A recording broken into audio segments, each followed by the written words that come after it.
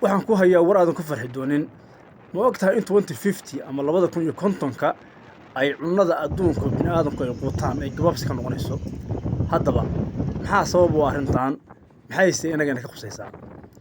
waxaa sabab noqon kara capacity-ga dadka oo sii kordhaya iyo wadamada qaybtooda oo laga yaabo inay waxooda guntagiij ku samaystaan oo adkaystaan, iyo cunaqabatayno la saarayo wadamada qaar iyo dagaallo laga yaabo adduunyada inay ka dhacaan.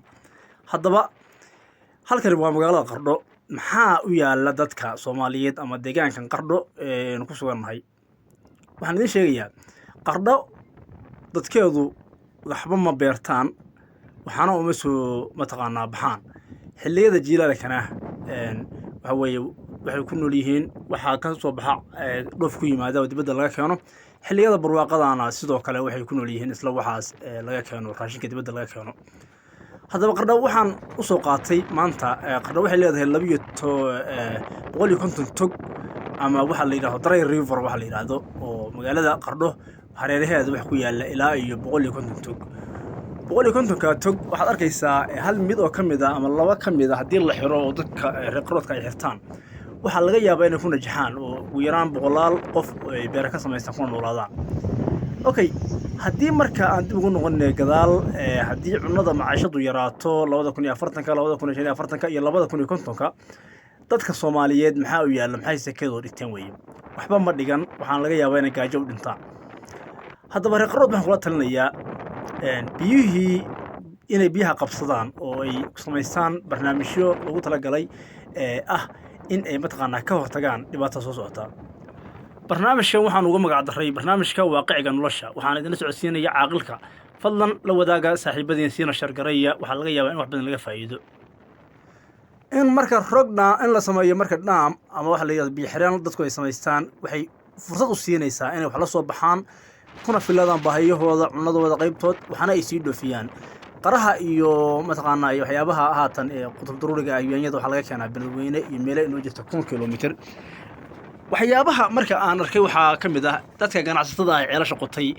haddii la gaaro 2050 ama sida aan sheegayno daraasadda lagu sameeyey adduunka ee ka dhacdo adduunka cunno la'aan, qof walba ceelkiisa iyo biyihiisa asaga ayaa isku xadidi doona, asaga ayayna ayaga isticmaali doona.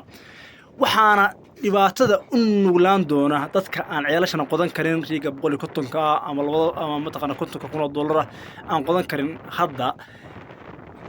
inuu xilligaana aan dhaam la samaysan ama biyo xireen haysanin, inuu gaajo u dhinto ayay u dhowdahay. waan isuma gargaara. marka waxaan ugu baaqayaa reer Qardhoodka ha isku halaynina dadka ceelasha haysta waaweynka ah, samaysta dhaamam biyaha ku xadeetaan si aad wax loo. marka fariintan uma khusayso reer Qardhood oo keliya, waxay khusaysaa reer Puntland iyo dhammaan dadka Soomaaliyeed. dadka Soomaaliyeed intooda badan waxay ku xiran yihiin gargaar dibadda laga keeno oo raashin ah 99%. marka dadka Soomaaliyeed waxay u baahan yihiin oo loo baahan yahay in lagu jahayo oo jahayn loo sameeyo inay wax la soo baxaan. biyahan marka badda gelaya every year roob baada ah biyuhu badday galaan. yacni xataa looma sameeyo dhulka xoogaa ay si ugu nastaan, xataa in yar inta cagaf iyo wax la qaato.